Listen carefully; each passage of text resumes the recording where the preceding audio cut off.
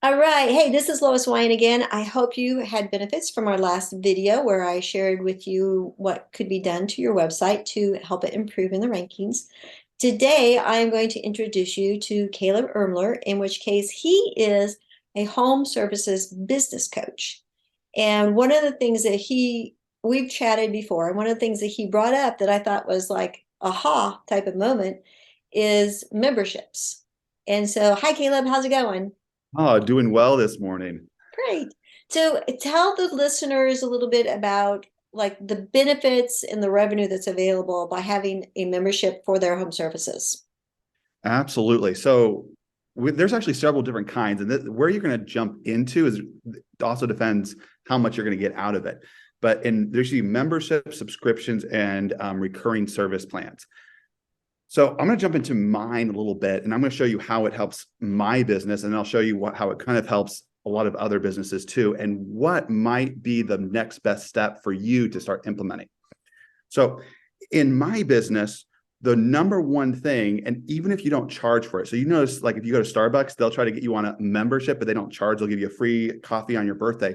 This is to keep the conversation open between you and them. And then all of a sudden, if they have a lull between 2 and 4 o'clock, and they're noticing they're not selling very much, they can start shooting out this promotion, half off between 2 and 4 for the next week on your coffee. And all of a sudden, when they're doing a lull, or, because they already have to pay for the buildings, they have to pay for the staff. And if they're dealing with these lull, instantly they can shoot out a message to all their people on a membership and they don't even have to pay for it. And then that fills up that empty time with promotions. So even if you're not even doing a paid one, like even if you're not getting money for it, that idea of being able to have an open conversation, or as people use all the time, top of mind, always being on top of mind. Now, you're not always trying to sell them something. You're trying to give them value a lot of times. But even if you're not charging anything, definitely put one in place today. If you go by and you do your first service or give your first product, you can be like what Apple did. Hey, because you joined with us, because you're a first time, we're going to give you 2 free-year subscription, and follow the Apple model that they're doing, launching their Apple TV. And so even if you are, maybe you're planning on charging, but you just want to grow that base and get started. So these are some of the things that other companies have done, even very large companies, to keep that open. And if you notice that whenever you have a lull, you can send that out. So this is what I did. About 1 month ago, I was in one of these times we're launching. And so I sent out a email blast to my 1,500 customers. And between that email blast, and I went with my workers, I told them about the email blast. I gave them a promotion to push it. And so each person that signs up, it's about $700 per year, because I was pushing another product, and we've had 75 people sign up for that $700 product in the last 30 days, simply from having that conversation open with people. And then you can now upsell them, or when you're low, you can throw a deal out instead of saying, hey, we don't have work for our staff. Instead, you're just writing an email and it's going out there. Now, that's on the basic level. This is where it gets actually really exciting, is if you have subscription-based recurring revenue, because this is going to do a few things. I have a 98% recurring revenue model, which means I don't push one-time anything. Anything I do one time is to get them on some kind of recurring revenue, recurring service plan. And every industry is going to be slightly different how that looks. I know sometimes you're like, well, that's easy. They're a lawn company. Of course, they're going to be on a recurring. I talked to a company this morning that does car washes. Of course, they're going to be on recurring. But pretty much every industry can be on it. I know personally, I have one for my home, for air conditioning and heating. And they come by twice a year. They service the AC once a year. They service the heater once a year. They replace the filters. And that service plan on something, taking industries that, have a little bit of a harder time, where it's like, oh, I don't see how we naturally work one in.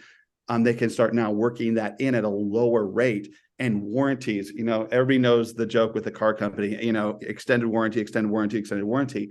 But the truth is, if you're in the service business, there's probably an extended warranty that you could be making money out of, where you can add that on to give the customer peace of mind. And that added warranty can also come with, benefits. Hey, and I'm making this stuff up, but you're getting 10% off the next thing. And where the recurring comes in, if I had a customer that comes in and they just do business with me once. Well, the truth is, I'm going to have to find about 20 of those customers to equal just one customer that's on 5 years with me on a recurring service plan. So this is where it gets exciting, because now all of a sudden you're not trying to find 20 customers, you're just trying to find one. And if each customer is worth 20 times more to you as a company because they're on a recurring, like you're getting money from them every single month, now what you can pay, so if you had a budget of, I can pay 10% to get a customer, and the average customer pays you $260, I'm not making this up, well, now your budget is $26 you can get to get a customer. But now if you can imagine that you can make that $5,000-$6,000, now your revenue to get a customer goes to $500-$600. And so now you're not like just in guerrilla marketing. I love guerrilla marketing, by the way. That's another thing, but you actually have the ability to hire sales staff, abilities to put commercials on TV, ability to do some of these things that were just like price prohibited before, because now the value of your customer has skyrocketed. Now, that's just the beginning, because if you're on like a program that I have where you're at 98% recurring revenue, 95% recurring revenue, whether you're selling security systems, car wash, doesn't matter. If they're getting that and it's coming in on a consecutive basis, now the value of your company, you can have a company that's doing 3 times what you're doing, but you could sell your company for the same amount as that other company, because when people are looking for it, this is one of the key things that they're looking for. Is it automated? So in other words, can you throw me the keys and I don't have to put new people in place to run it? And second of all, does it have guaranteed recurring income? Those are the 2 biggest things they're looking at in your company. And so as you convert over to this recurring revenue model, not only are you making a ton more, not only are you getting cash every single month, including those low months that are hard to sell in, but the value of your business itself will double and triple if you're ever looking to exit one day. And these are just some of the highlights that you can get by putting in, there's different times, there's subscriptions, there's memberships, there's recurring plans, all 3 of them. You have to find out, where do you want to start? I probably wouldn't do all 3. I'd probably just start on one, depending what kind of your business model that you're on, figure out what's best. But I would say start today. Don't let those contacts go to waste. Once you get a customer, the next biggest number is how long you keep that number for, that lifetime value. And if you can 5, 10, 15, 20x that, that is really what's going to take your business to the next level. So is it best to have just like one level or to have multiple levels? So you touch on a good thing. So do you offer like a freebie? And I would say, yes, you need to be collecting all their information. And what a subscription will do is it basically gives the customers giving you permission to have a conversation with them. So if you can start, number one, if you're not collecting the information of every single person you do business with, then that's what you need to do right now. Just start collecting their information. And by giving them a membership or something like that, even if it's free, what that's doing is they're giving you permission. Okay, it's okay to email me. It's okay to text me. And there's a Jab, Jab, Right Hook, a very simple Gary V book, but he talks about how to use that, where you're just like, you're giving value, you're giving value, you're giving value. All of a sudden you're having a bad month. You need to make up $10,000, $15,000. You're sending out not an email, a text message, because you want an instant response from people. You're throwing something out, and then all of a sudden you're filling up that last week of the month. And sometimes you can even be like super honest about it. Like, that's my thought. I'm like, hey, our loss is your gain. We had some appointments fall out this week and we're doing dun, dun, dun, you can always start with, our loss is your gain. This is what happened. We want to, we have, some availability. We have some extra this, we overbought on that. And so, that's a line that you can use a lot. Our loss is your gain. This is what we're going to do. And you can start filling up those things and getting reliable income. And so that is kind of in itself. So if you don't plan on doing anything else, you might want to develop that more, like Starbucks. And when you develop it like Starbucks, and I don't want to go too deep into this, but then they found a lot of their money is actually made because people preload gift cards onto their accounts. And now they have like this giant amount of unused cash from unused gift cards that are loaded onto it. And what's amazing, if you go into looking at these different stories, like Yelp didn't start as a company giving out, referrals and leads. They found that was actually a buried section on their page. And they found out later on that was their company, is those reviews. People wanted to know from real people what they thought of your company. And when you develop these programs, you might find that you're going to find some unexpected wins in there that you can really run with. And every company is a little bit different on what their niche is.